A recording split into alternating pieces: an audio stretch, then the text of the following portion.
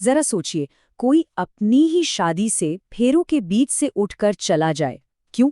सिर्फ एक वचन के लिए। जी हाँ, आज हम बात करने वाले हैं राजस्थान के एक ऐसे ही अनोखे लोकनायक पाबूजी राठौड़ की अद्भुत कहानी के बारे में। ये जो दोहा अभी हमने देखा, हमारी पूरी कहानी की जड़ ना यही है। पाबू हड़बू रामदे, इसमें राजस्थान के पंच पीर का जिक्र है।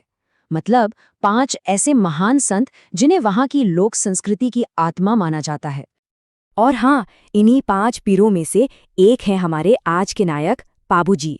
तो चलिए पता लगाते हैं कि आखिर ऐसा क्या था उनके एक वचन में कि वो इतने पूजनीय बन गए और उनकी कहानी आज भी घर घर में सुनाई जाती है। तो सवाल उठता है, आखिर कौन थे पाबूजी? चलिए इस कथा के महानायक को थोड़ा करीब से जानते हैं, उनके जीवन के बारे में समझते हैं। पाबूजी का जन्म हुआ था कोलूमंड में, शाही राठौर खानदान में। पिता थे धांदल जी और माँ थी कमला दे। और उनकी जिंदगी ना एक बहुत ही अहम मोड़ पर थी। वो अमरकोट की राजकुमारी फूलमदे से शादी करने वाले थे। बस तभी कहानी में एक ट्विस्ट आ गया। देखिए, हर हीरो के कुछ न कुछ भरोसेमंद साथी तो होते ही हैं। पाबूजी के भी थे, उनके भील सहयोगी चंदा और डामा। पर उनकी असली ताकत थी उनकी घोड़ी केसर कालमी। और मैं बता दूं, ये कोई मामूली घोड़ी नहीं थी। असल में हमारे कहानी का सबसे अहम किरदार यही घोड़ी बनने वाली है। तो चलिए अब कहानी के उस हिस्से में चलते हैं जहां पाबूजी की जिंदगी की सबसे बड़ी खुशी और सबसे बड़ी परीक्षा दोनों एक साथ आकर खड़ी हो गईं। यही वो पल था जिसने उन्हें एक नायक से देवता बना दिया। ये पूरी जो घटना है ना, इसे हम 4 हिस्सों में देख सकते हैं। पहला, एक वचन। दूसरा, शादी। तीसरा, कर्तव्य की पुकार। और चौथा, एक ऐसा बलिदान जो इतिहास में अमर हो गया। तो सब कुछ शुरू हुआ एक वचन से। पाबूजी ने देवल चारणी नाम की एक महिला को वचन दिया कि वो उनकी गायों की रक्षा करेंगे।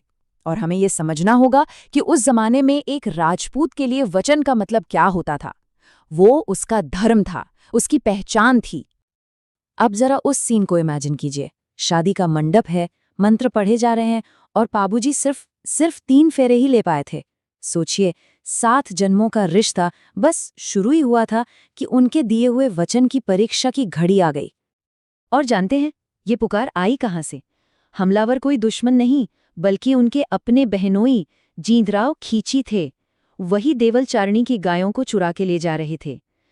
ये सिर्फ एक हमला नहीं था, ये तो एक तरह से धोखा था, पीठ में छुरा घोंपने जैसा। और बस उसी एक पल में पाबूजी ने वो फैसला लिया जिसने उन्हें हमेशा के लिए अमर कर दिया। उन्होंने अपनी दुल्हन का हाथ छोड़ा, शादी के मंडप से उठे और अपने वचन को पूरा करने के लिए निकल पड़े। मतलब उन्होंने अपनी जिंदगी की सबसे बड़ी खुशी के ऊपर अपने कर्तव्य को रखा। इसके बाद देचू नाम की जगह पर जबरदस्त लड़ाई हुई। पाबूजी ने अपना वचन निभाया, गायों को तो बचा लिया, लेकिन इस लड़ाई में वो शहीद हो गए, वीर गति को प्राप्त हुए, अपनी जान दे दी पर अपने वचन पर आंच नहीं आने दी। लेकिन कहानी यहाँ खत्म नहीं होती, बल्कि असल कहानी तो यहीं से शुरू होती है। ये पाबूजी के एक नायक से देवता बनने का सफर है।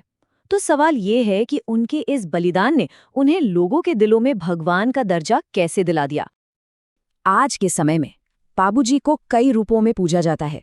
कुछ लोग उन्हें लक्ष्मण का अवतार मानते हैं, वचन के पक्के।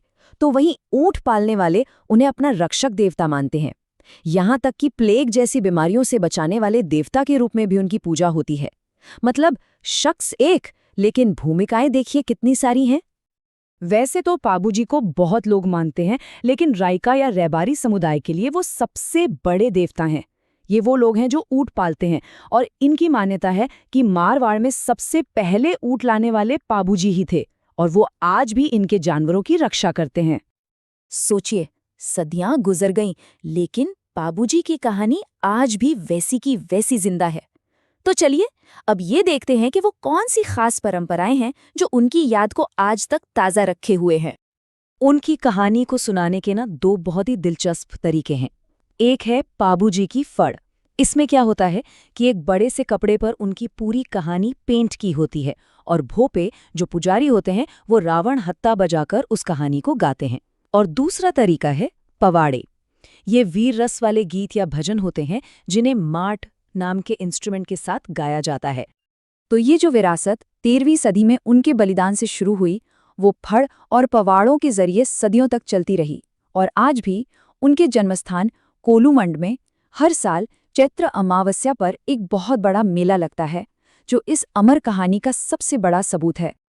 तो हम इस पूरी कहानी को इसी एक सवाल के साथ खत्म करते हैं कि आखिर एक वचन में इतनी क्या ताकत हो सकती है कि वो एक इंसान को पहले नायक और फिर देवता बना दे।